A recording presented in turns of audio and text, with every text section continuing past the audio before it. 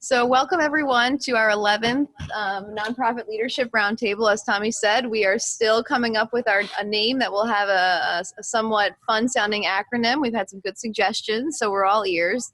But this is really wonderful. I filled up my whole notes page with all of your names, which I usually just reserve for everything. And so we're just so pleased to see how it's growing.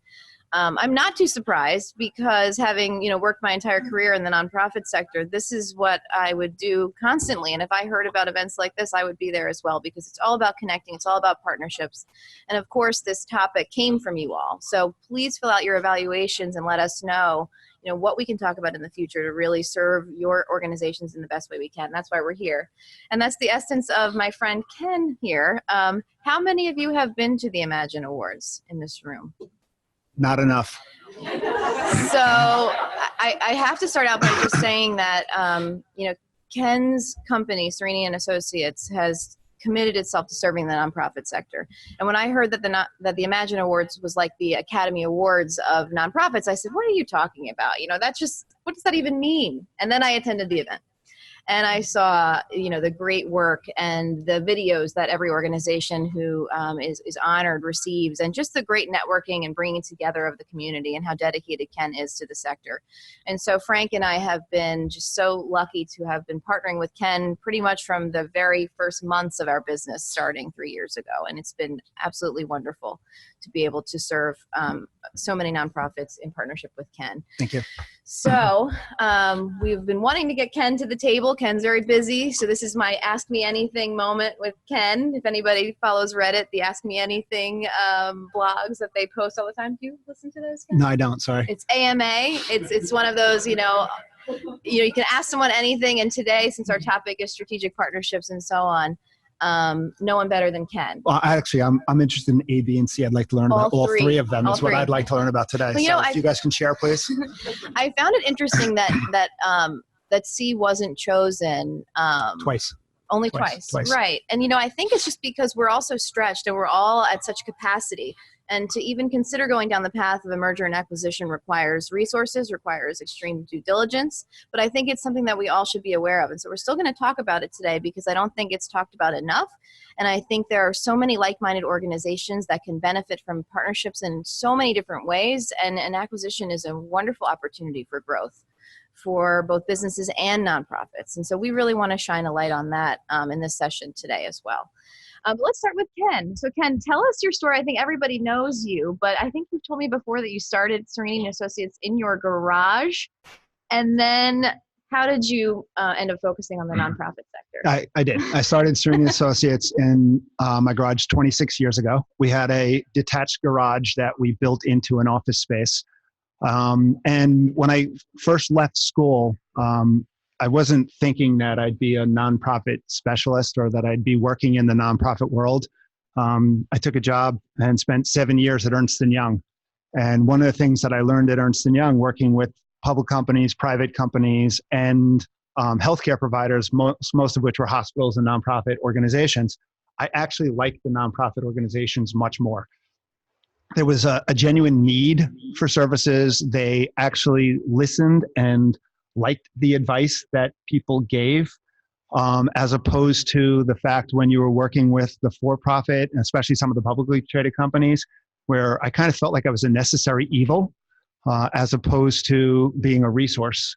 And the concept of maybe going out and providing advice, and I can provide advice to a for-profit company, and if I provide advice to a for-profit company, somebody makes more money, and they put more money in their pocket, and they go home a little richer. And if I could provide good advice to a nonprofit organization, an organization can make a little more money, and a lot of people eat, and a lot of people have homes, and a lot of people, it's just so much more satisfying for me to be in that situation than to be in a situation where I'm helping one individual. I could be helping a lot more individuals. So for me, I guess my mom instilled in me a long time ago that, do the right thing. And this is where I actually enjoy. So. No, Ken and I are also partners with a few other companies like Vanguard and others at the Nonprofit Resource Hub. And so we're committed in a lot of different ways of pushing out good information. So we'll continue to do that. Hopefully everybody saw our trends report that went out. Yes. Ken just published a great trends report. Everybody got the note? Yeah, he's got a great list, right? Hopefully you're all on it. But strategic partnerships. So, I thought this was a given. When I worked at AARP, it was all we did. We were always looking for new ways to work with different organizations. And then I started really partnering with a lot of smaller organizations who hadn't gone down this path. It sounds like you're all here because you see the value in this, and you just want to get better at what you're doing and come up with new ways to really leverage your organization. But it really isn't a given for every organization. So, kudos to all of you for making it a priority and for always looking to grow your organization in this way. So I wanted to ask Ken, because he's had experience serving so many nonprofits and seen so many partnerships unfold in different ways.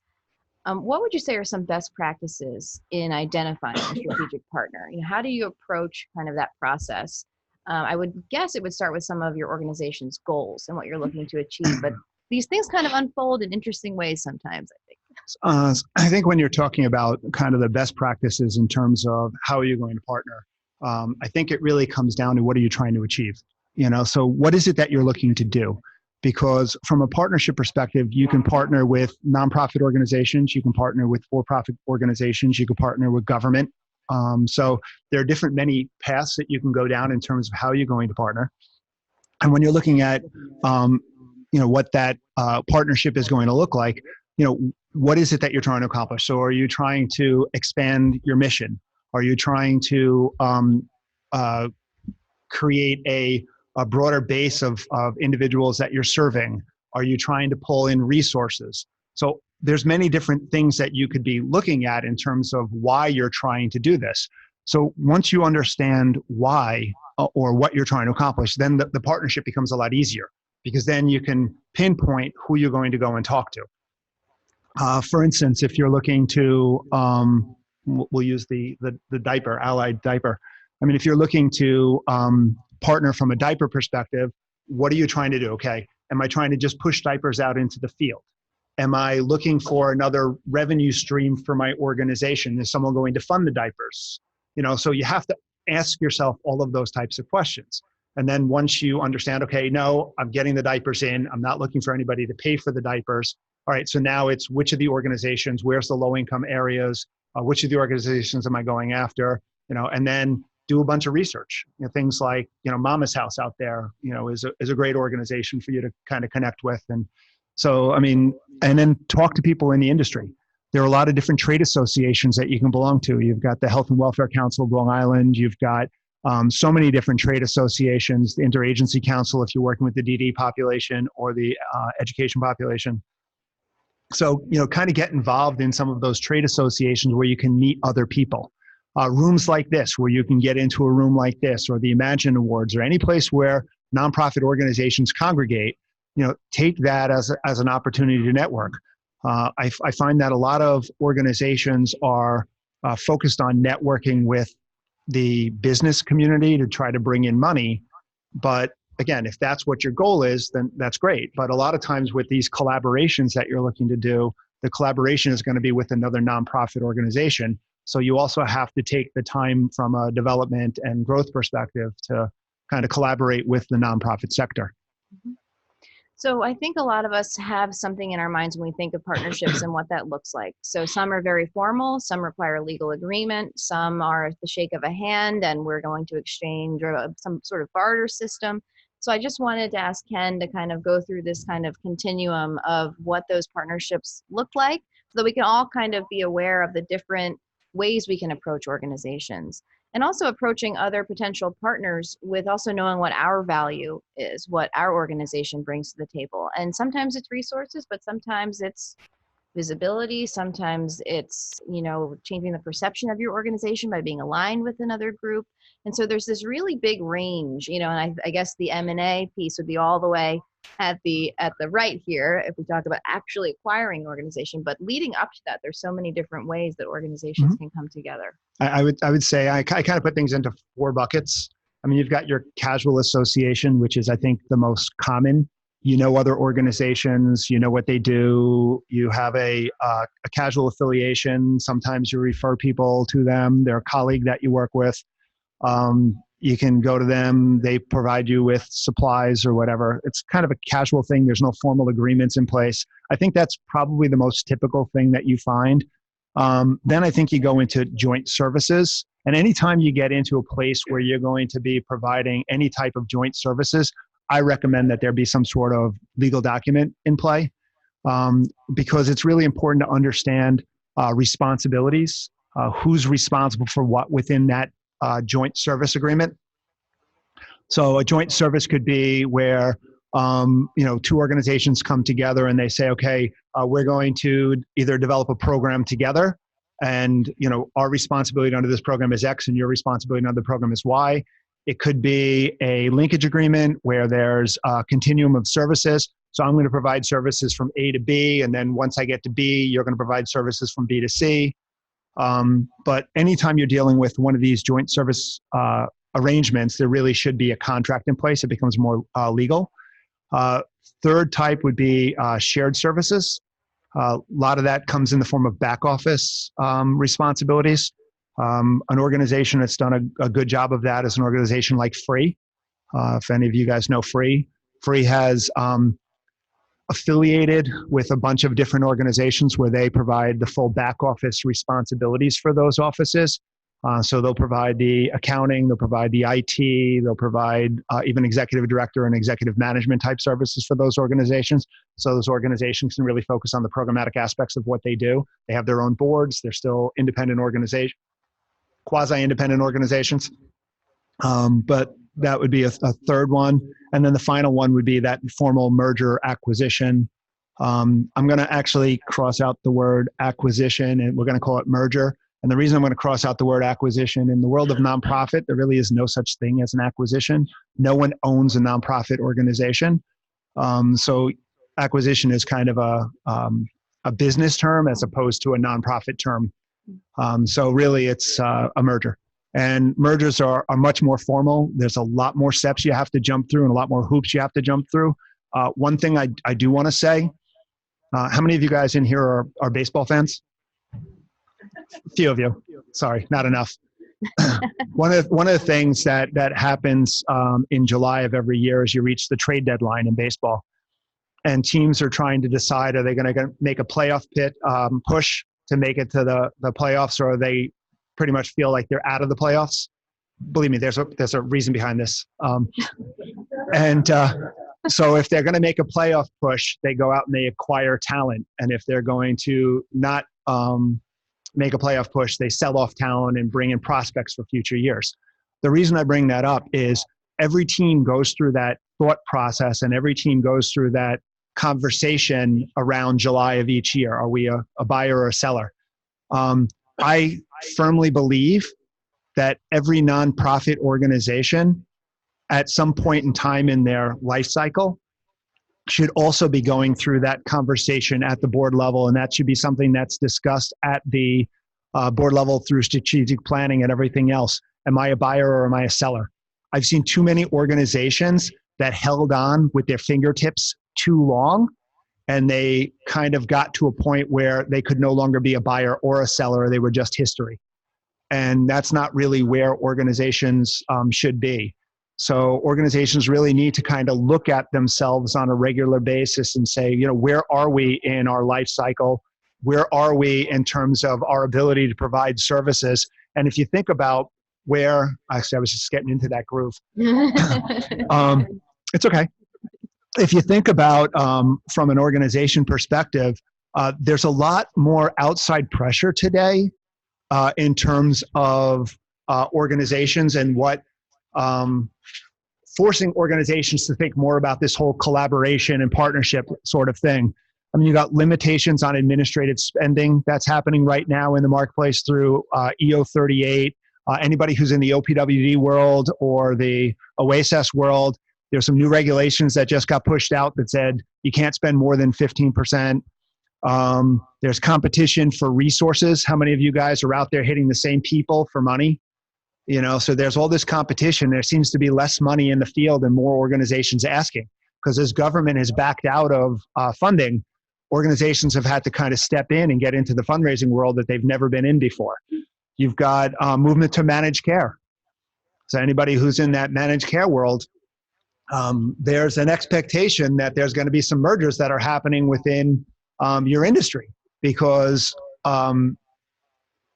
if you're going to negotiate effectively with managed care companies, you have to be at a certain size. You've got funding requirements. There's a lot of new contracts that are coming out that are performance-based contracts. And some of the government funders are requiring that collaboration and the sharing of resources.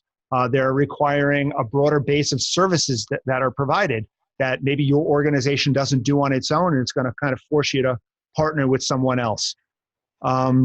The whole increasing continuum of care and making sure that from a service perspective, it's not good enough to just do A, B, and C anymore.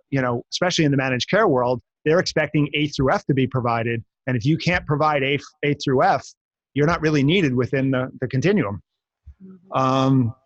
Lack of expertise or resources. You've got a talent drain out there. There's a shortage of good, talented staff out there. There's a shortage of board members out there. And if you're going to try to bring on good talent and good board members, you're all competing. And Michael already said that he's done. He's already got his 3, and so he's out. For sure, Michael's unavailable. Economies of scale. Organizations need to continue to get larger in today's marketplace.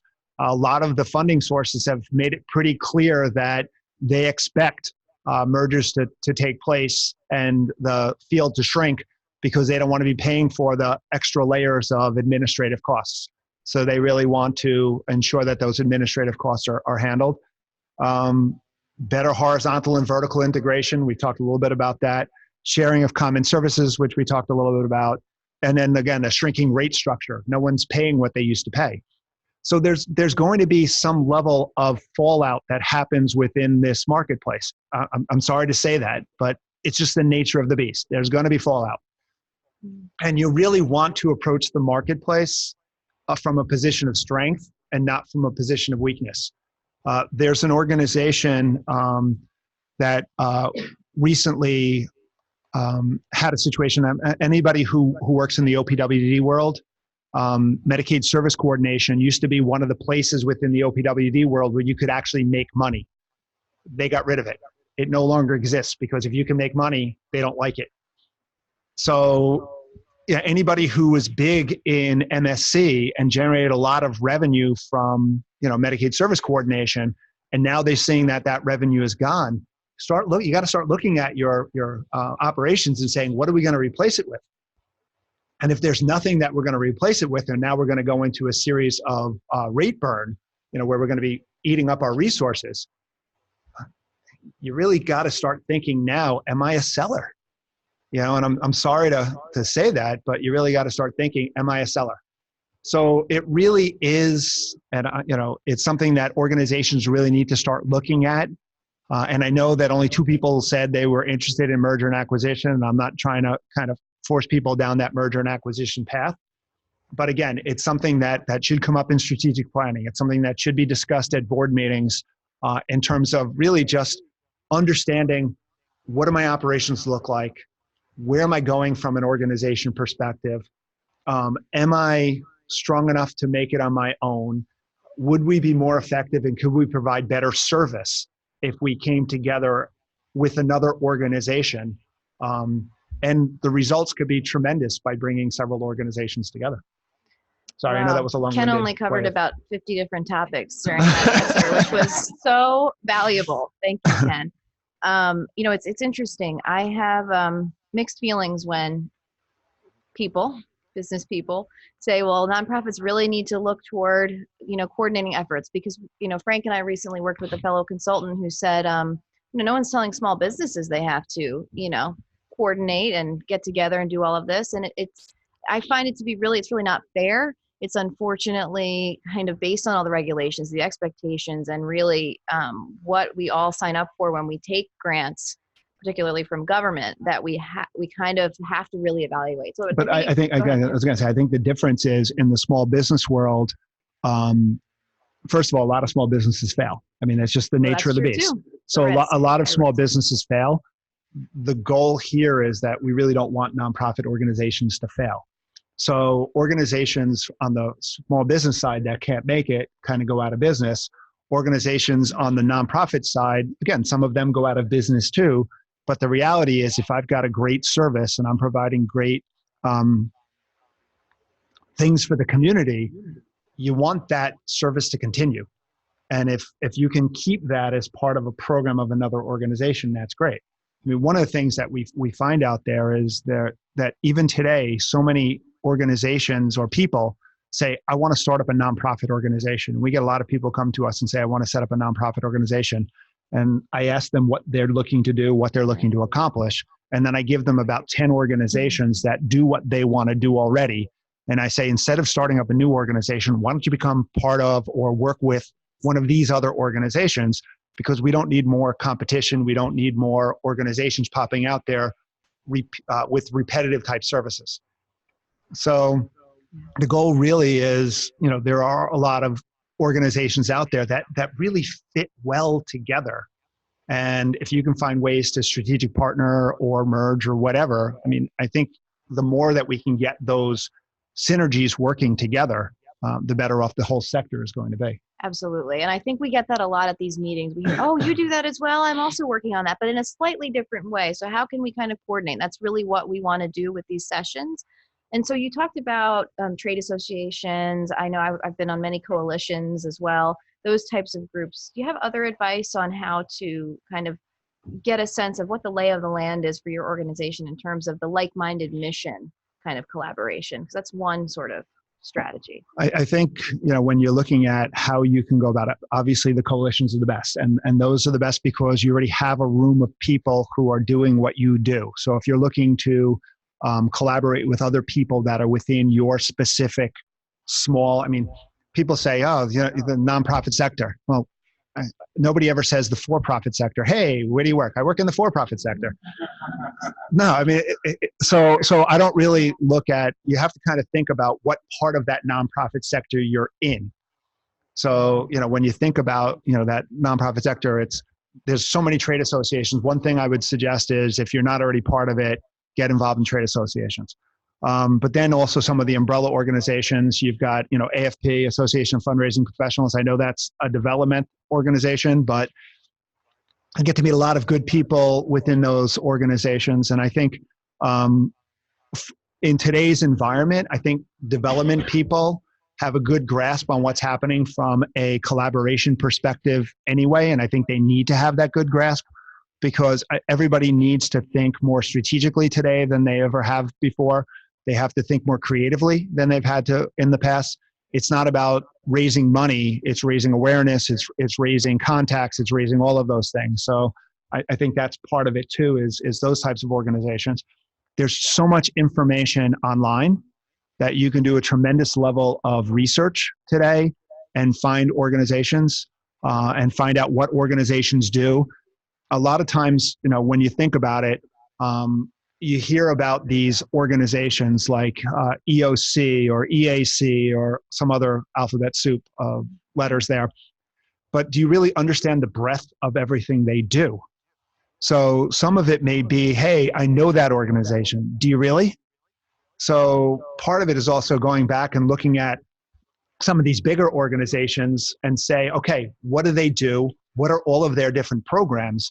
Because maybe from a collaboration perspective, even if I'm a small organization, from a collaboration perspective, there's a program within what one of these larger organizations do that's a really good fit for what we do. So it's not always about, trying to find other smaller organizations, or it's hard to put some of these organizations in one bucket. They live across, 27 buckets.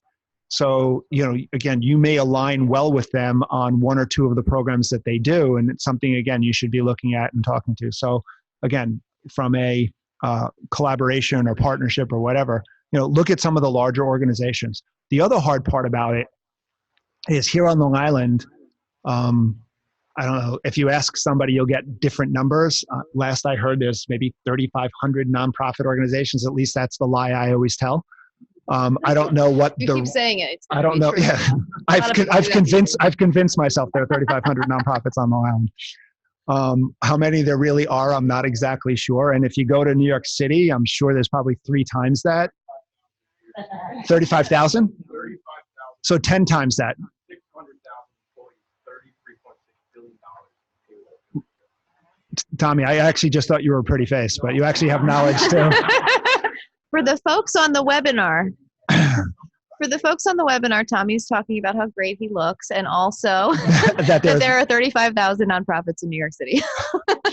So with 35,000, so there's a lot of organizations out there. And again, how do you get in touch with them? How do you learn about them? How do you find out about all of that information? Again, I think a lot of it is, you can almost hire someone to work full time and just research, but it's really just going out there and taking a look at online, who's out there, what organizations.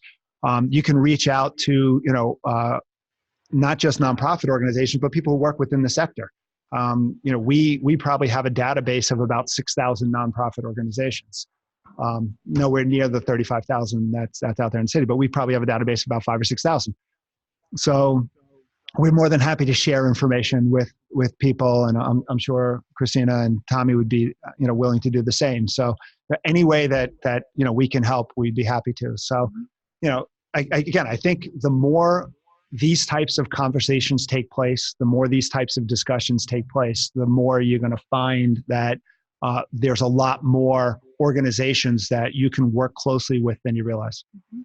I just want to underscore something that Ken said a couple times in terms of goal setting for your organizations. It's so important. When you know where you're going, you can really kind of zero in on the types of partnerships you're looking for. And it's not just kind of meandering around meeting people and saying, oh, that could be it, which is good too, because you always want to talk to people and have conversations and you never know what's going to come out of them. But when you do have your 1, 2, and 3 year goals set, which is something my partner and I kind of preach about all the time, you kind of have a better sense of what partnerships could really add value to your organization. It really helps you kind of focus.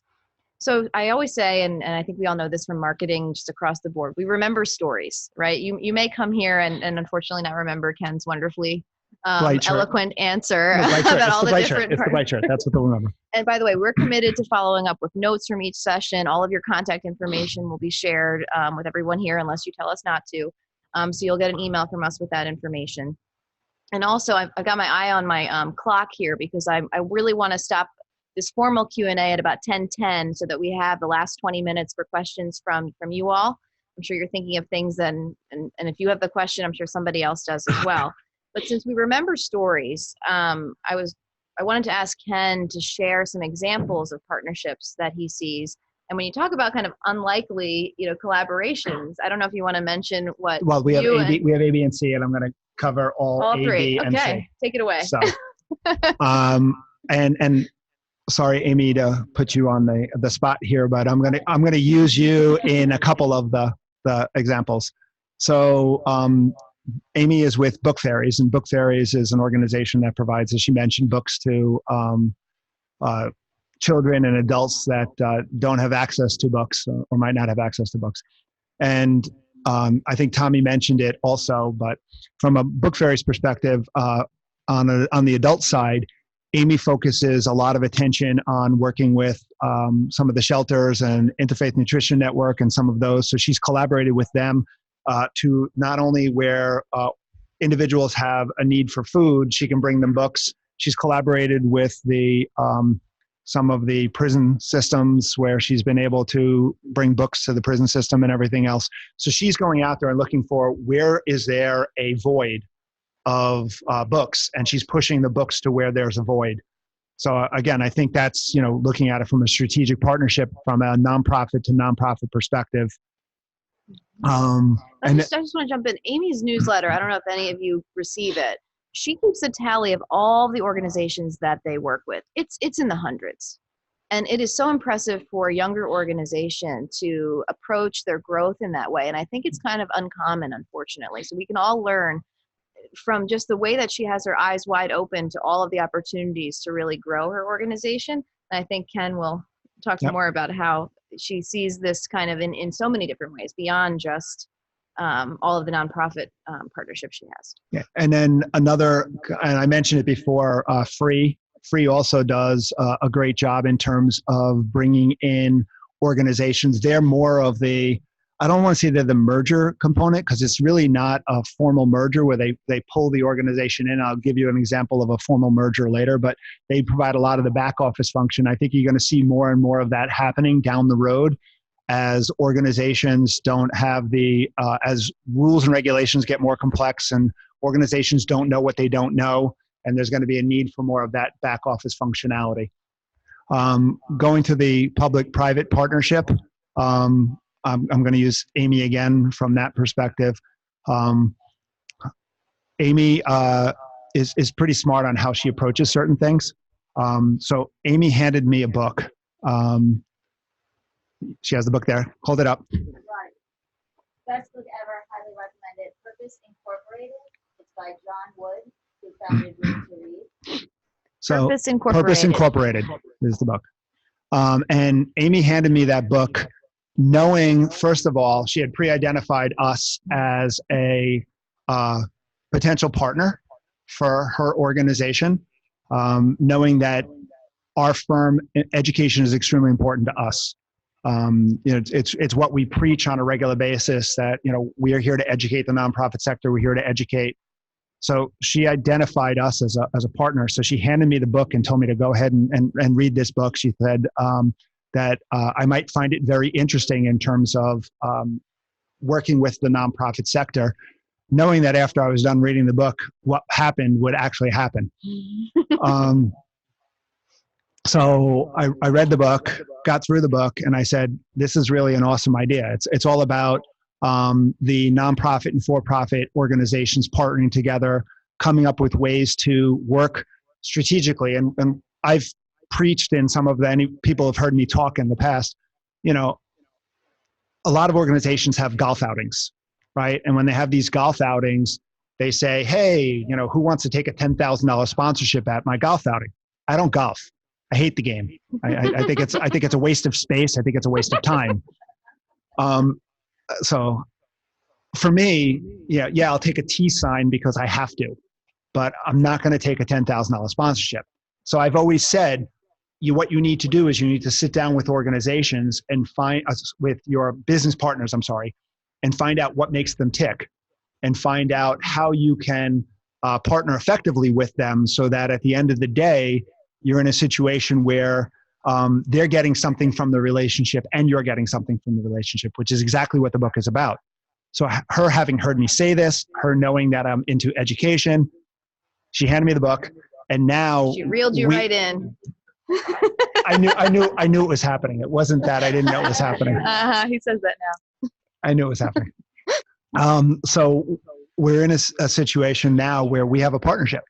So for every billable hour that we have as a firm, we put a book in the hands of a child. So those are the types of relationships that you guys, from a public-private partnership, those are the types of relationships you want to try to create. It's about understanding what drives your business partners. It's about asking questions. It's about finding out what makes them tick. All right, what's built into their DNA. And then trying to find a way to match your organization to what's happening within their business. And I think we both benefit from the relationship that exists. Book Fairies benefits from the fact that we promote Book Fairies in pretty much everything that we do. My signature on the bottom of every email that goes out mentions Book Fairies. Every proposal that goes out of my office mentions Book Fairies. A lot of the email blasts and everything else talk about Book Fairies. So she benefits from that. Book Fairies benefits from the money that we give Book Fairies. They added a pretty decent piece to their budget in relationship. I mean, it's not a lot of money in the real world perspective, but from an organization perspective, it is, and it's probably the biggest support that we give to any one organization over the course of a year. And it just started. It started January of last year. We just finished our 1 year anniversary of our partnership with Book Fairies. And we benefit because we have a strategic alliance where, we can promote that strategic alliance to our clients. And our clients know that we put our money where our mouth is, and our clients understand that if we provide the same service as somebody else and they hire us, not only are they getting the top service, but they're also making a difference in the lives of children. And the other piece that comes from that is Amy does an amazing job of promoting us as an organization, providing us with information that we can push out to the marketplace in terms of letters and pictures and stuff from the kids and everything else. And I know I'm harping on this a little bit more, but I think it's important in terms of this public-private. I think if you can find something tangible within your organization and try to work with people and the business community in terms of that tangible where they can feel it and get involved, touch it and everything else, I think that's makes a really, really big difference. How many of your contributors you think really are connected to your dinner? You know what I'm saying? I mean, how many of them are like, oh, wow, I'm sponsoring a dinner. We get excited about the fact that we're putting books in the hands of children. There's a big difference between giving, $5,000 to sponsor a dinner, one night food that most of the time I don't even want to go to, or putting hands in the book of a child, or putting diapers in the, So if you can make it tangible, and I'll give you one last thing before I move into the merger piece. How many of you guys watch reality? Some of those reality shows, the American Idol and any of those other stupid singing shows? Okay. Nobody wants to admit it. Okay. What do they do as part of that show? They give you the backstories of the people. Why do they give you the backstories of the people? To pull you in, to make you feel like you're part of them and you can get behind them much better. Oh, I still remember the Carrie Underwood one from years ago. Yeah. So you want to try to do the same thing. Okay. You want to try to connect your donors to your organization. And that's when you get really good public-private partnerships, is when you get both the private company and the nonprofit organization both aligned in their thought process. And I think that's kind of the important part of it here. And that's something that I don't think organizations do an effective job of. Sorry.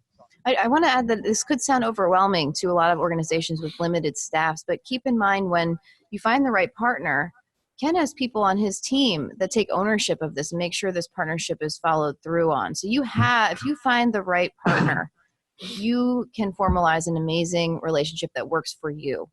And it can feel intimidating at first, but you can always find something that you can come with. And Tommy, just 1 second, Tommy. Amy, how many staff do you have right now?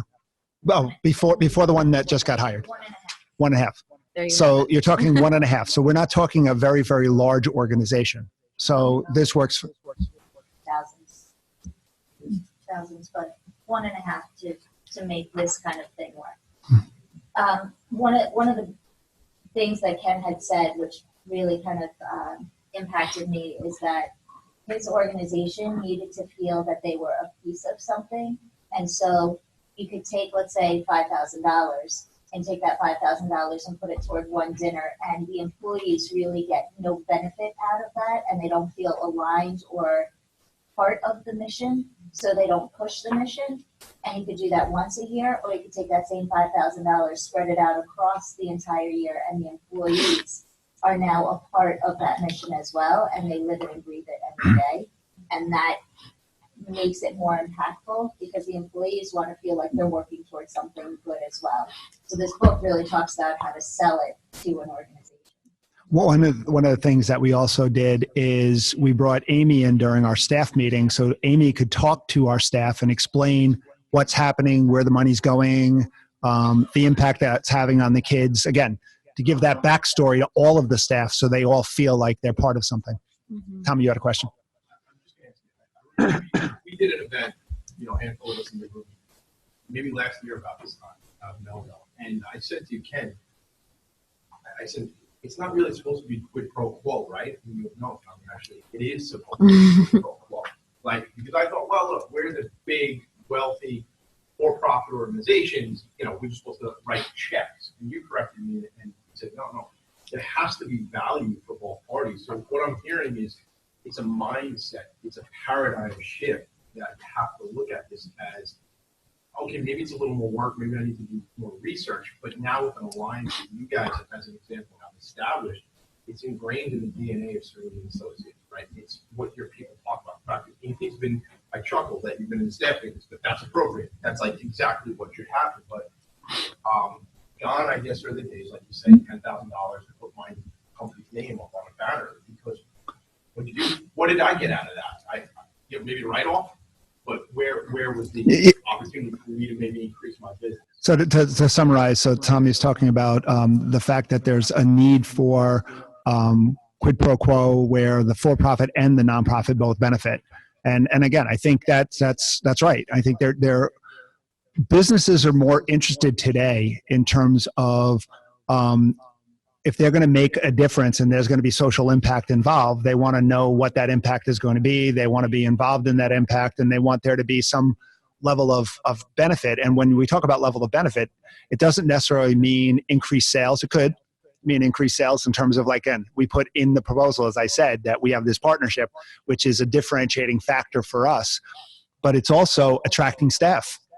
You know, the young staff, they want to know they're part of something. They want to know they're in a environment where people care. You know, the millennials and stuff are more service oriented than, you know, the previous generations.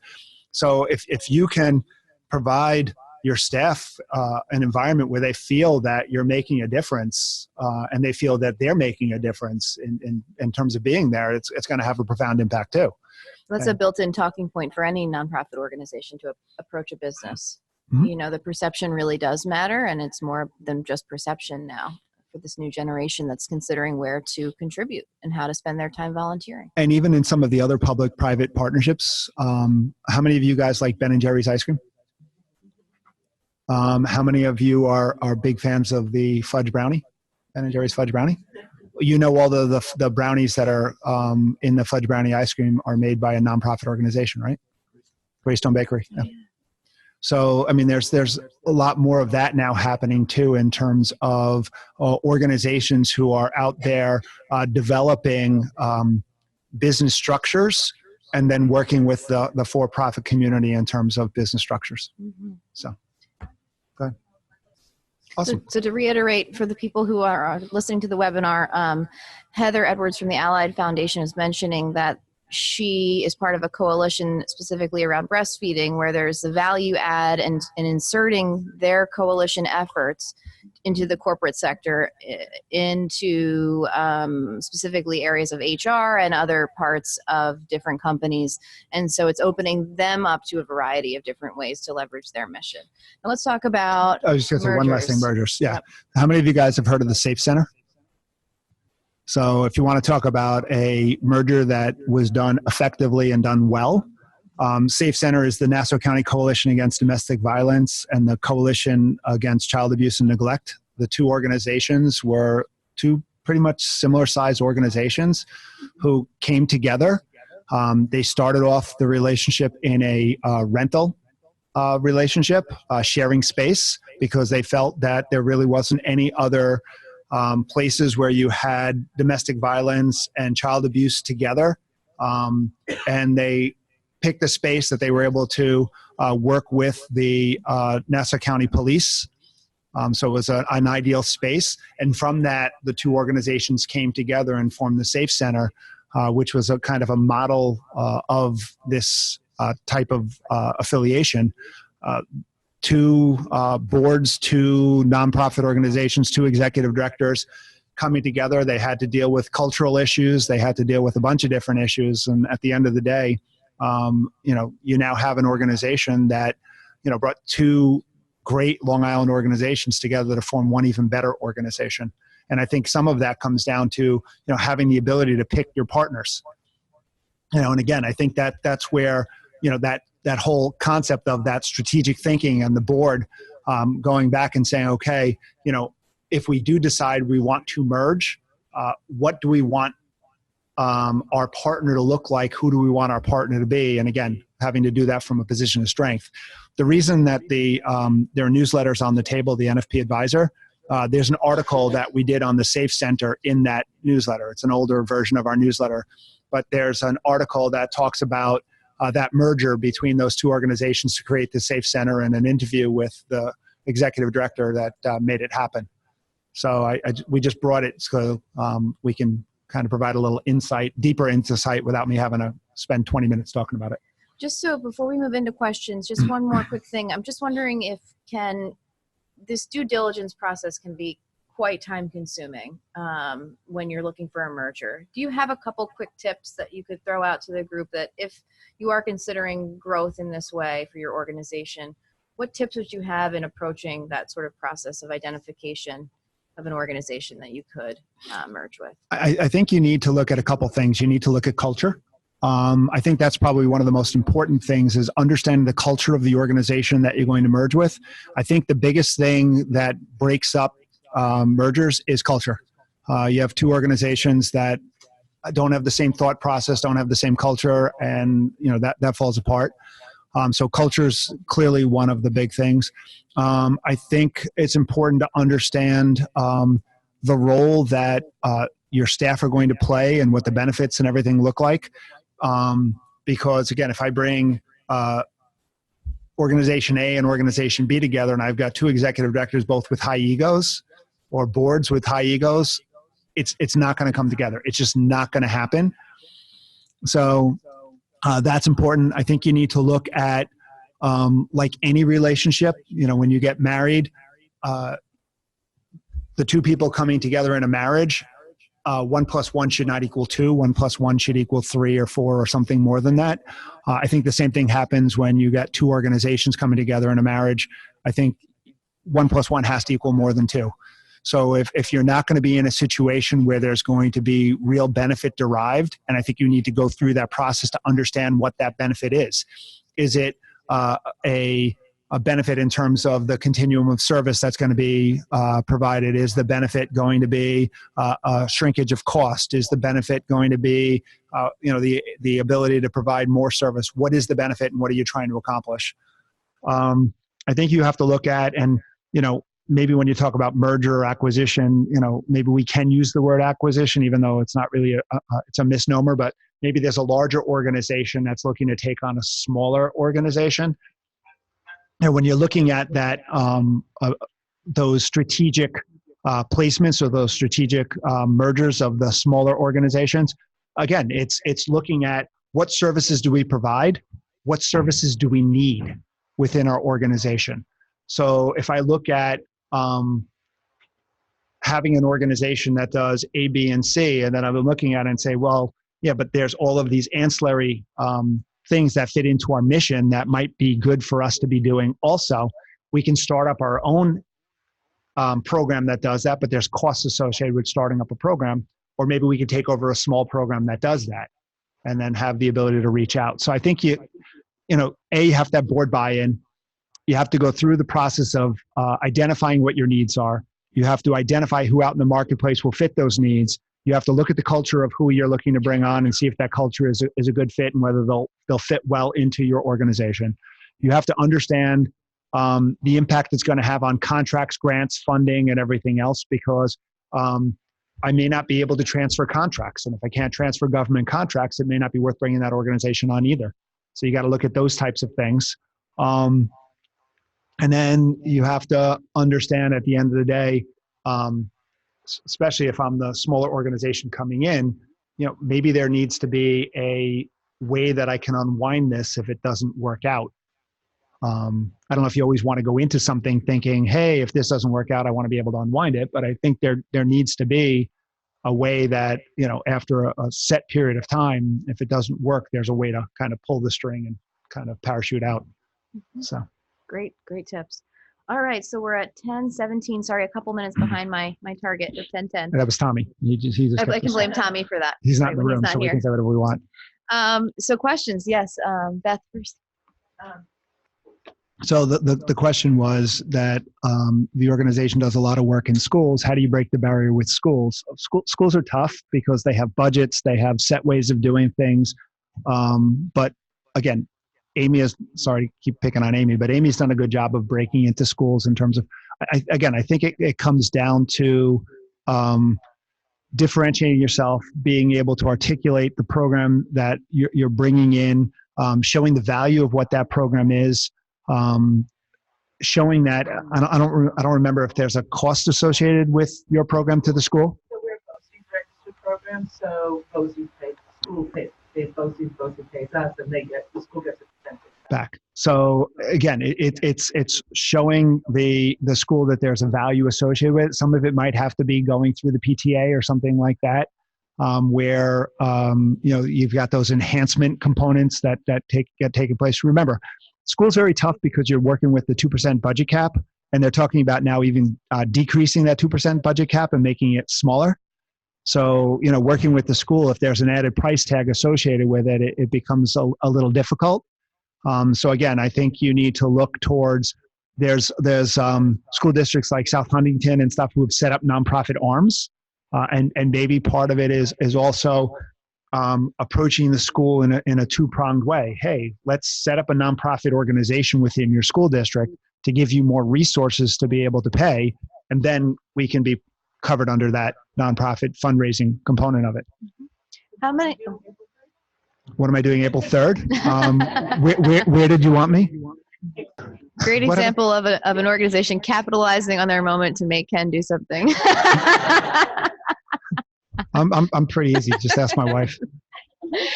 So we'll do Jen in the back and then over to Michael. Jen? So the question had to do with the public-private partnership that exists between my firm and Book Fairies, and how did we gain buy-in throughout the whole organization. The good part for Amy is she had to sell me. So the starting point was me. And once I got on board, and that's, when you're dealing with an organization, you look, the key is to look to get the president of the organization or the owner of the organization or whoever on board, because that's the first place you have to start with, or someone who has the ear of that person who can kind of help sell it. Once I got on board, it was my job to sell it to my partners, and then my job to sell it to the staff. And I looked at it and I said, well, what do I need to do to sell it to my partners? I basically told my partners we were doing it, and if they weren't buying into it, I would lay it out of my pocket, and it was coming out of my pocket anyway.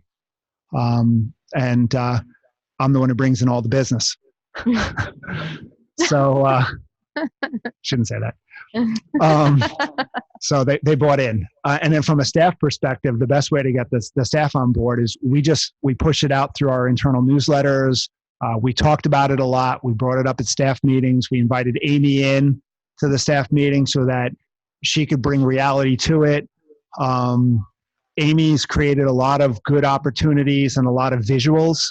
So I think that's important too. We have letters from the kids who have benefited, and we have them posted up on the wall for the staff to see. So the more that you can make it real, the more you can entwine it into the organization, the more you can make it sticky, the better off you are, because once it gets really sticky and entwined, it's really hard to unentwine it. I mean, it's the same thing with, how many of you guys have donors who put something on a monthly credit card?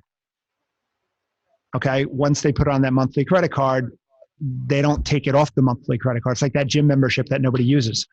But it's the same concept, right? So it's sticky because it's there and nobody thinks about it. They're not looking at that credit card and say, oh, I got to cancel that. It's there. You got to get that stickiness.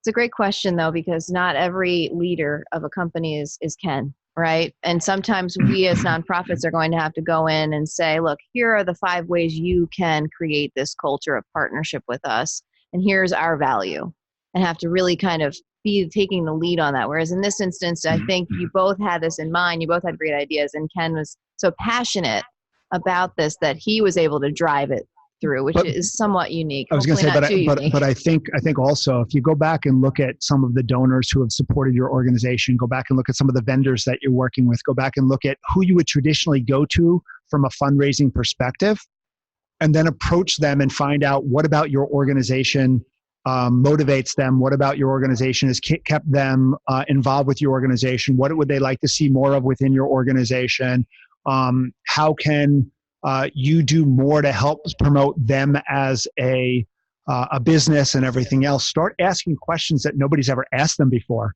and they'll start to see this. When I first met Book Fairies through the Imagine Awards, I threw their application on my no pile. I was not interested in the organization. I could not understand why anybody would elevate the organization to a potential finalist. Sorry.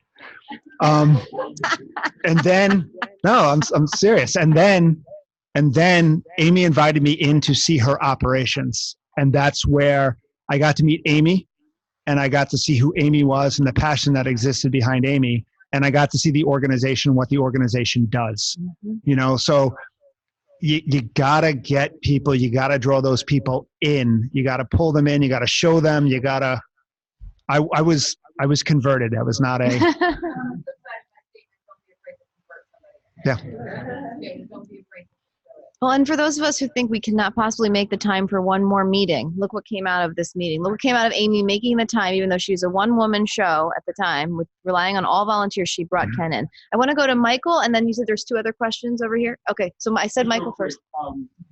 You getting into the M&A side of the conversation, since there's not like a transfer of stock, is it just one 501c3 closes basically, or like how does that merge or actually get into the work? Is it just a whole new governances that come through for it, or? It's actually complex in the fact that it starts at the board. So what you're doing is, if it's one big organization taking on a small organization, it's a lot easier.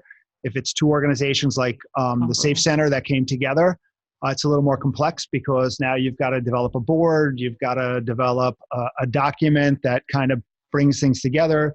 You've got to look at culture and merge the cultures together. You got to look at benefits and merge the benefits together. You got to look at programs, decide which programs are being kept and which programs are not being kept. You got to look at governing documents and understand all the different governing documents and how those governing documents come together. You got to look at your overall mission of the organization and potentially write a new mission. So, and then one company closed. in their case, both entities ended up ceasing to exist, and they rolled up into the one organization. Yeah. So what they did is they set up an agreement where at the board level, the main nonprofit organization appoints the board members of the secondary nonprofit. So in essence, the main nonprofit organization is the sole member of the second or smaller nonprofit organization. So the second nonprofit organization exists. The second organization has its board of directors and operates. Typically, you have a united management team and back office function, everything else. So it's really program and board is what remains kind of quasi-independent. So we've got a couple questions over here. Yep. And as we open it up for these last couple questions, please, if you haven't started to fill out your evaluation, if your time is short, please do so. And if you don't have one, Frank has them. And if you haven't signed in, Tommy has the sign in. But I really want to make time for these last couple questions. If you have a couple extra minutes, I know we're at 10:29. Was it Matt first, Tommy? Oh, Paul. Yep. A great example about how an organization here, Camp Good Morning, has open houses, a great kind of one-stop shop. You can really maximize the time with a lot of people coming in to do what Ken and Amy did one-on-one with her warehouse. So thanks for sharing that. And again, I like the whole aspect of kind of drawing them in and welcoming. The whole thing of somebody telling a story and people can see the real world aspect. And as I said before, you want to try to make it tangible. What aspect of the organization? I mean, think about a lot of these foreign relief organizations where, feed a family in Africa for, $18 a month. You can feed a family for the month. The more that you can make it tangible, the more you can connect the dollars that are being given to the benefit that's being derived. I think it's kind of, and you break it down into smaller pieces. I think it's easier to sell than it is to say, just give me $5,000. Mm-hmm. Oh, Matt first. I was just going to comment on the organization that's built a lot of different partnerships with different entities. Question always, I would say, is understanding why and the culture that organization is trying to cultivate. Success when you guys create the partnerships, and the other thing is understanding who your donors are. So you the best example. I got introduced to a mental health clinic, went out with ED, toured the facilities, went home, talked to my wife. She's like, okay, it's very interesting. ED then comes back and asks me to come to one of the galas. Why did he ask? And great, I'll come. He goes, but I really want you to bring your wife. Why did you want me to bring my wife? My wife happens to be a clinical psychologist. It deals with adolescent depression and suicide. All of a sudden, after coming to this thing, one of the people got up and talked. She's like, I love him. I love what this person's doing. I love this organization. This is what I want to do. So now, whether I want to or not,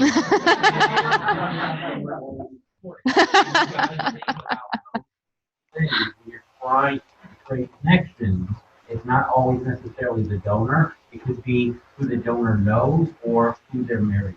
And by the way, Matt's wife's not on a lot of boards. And Matt probably didn't mention that his day job is where, Matt? Morgan Stanley. There's a for-profit person in the room. Everybody attack. Get him. Just kidding. We've got, 30 seconds left? We have. Yep. Really quick, as an extension of the idea that you're talking about. So we don't have an actual physical warehouse. Diapers come in and go out really fast. So what I did with one of our corporate partners, we made a relationship with a young person that I mentored.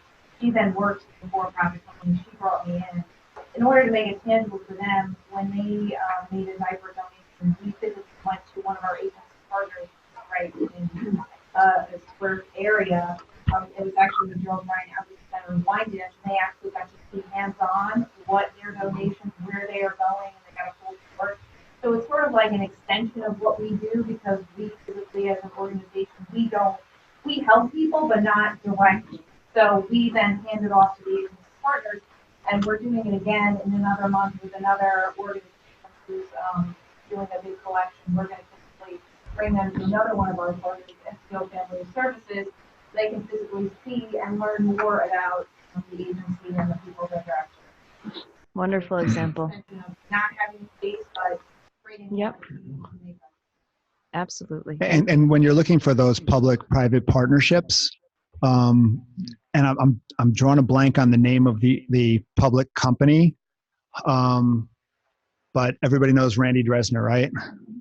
So Island Harvest. Yep. Sorry. So Randy was able to hook up with an individual whose company produces the gloves for like salads, and so they sell cases of gloves, and they have a very similar arrangement that we have with Book Fairies, in that every case of product they sell, they provide the funding for a meal through Island Harvest. So again, look at some of the people who are out in the industry that are doing things that are aligned with what you do as an organization, and see if you can, tap into other businesses. That doesn't have to be an accounting firm or law firm. It could be someone who's actually directly providing services, because if they're in that industry or in that field, they're going to be more aligned to your business anyway. All right, so I just wanted to say thank you to everyone for making the time. We know how valuable your time is and how hard you all work. And again, can we give Options for Community Living a round of applause? Thank you so much, Denise. And if your organization has a similar type beautiful room like this for us, please email us. We are a traveling circus, and I'll leave it to, I don't remember. Yes, thank you, Christina and Ken and his team. So now our roundtables will live on. Live on. Right. All right. So what's our topic next month?